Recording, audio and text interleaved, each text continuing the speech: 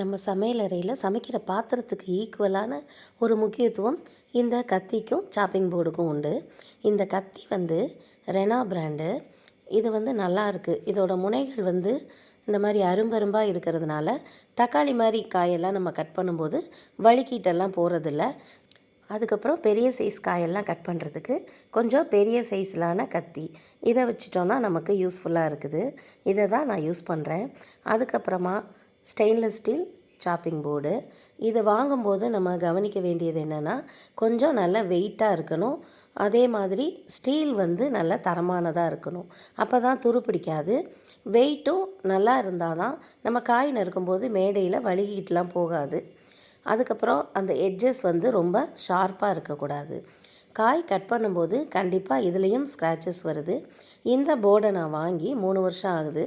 இதில் உள்ள இன்னொரு முக்கியமான ப்ளஸ் என்னென்னா, காயெல்லாம் கட் பண்ணி முடித்த பிறகு நம்ம பாத்திரம் கழுவுற மாதிரி இந்த போர்டையும் கழுவிடலாம்.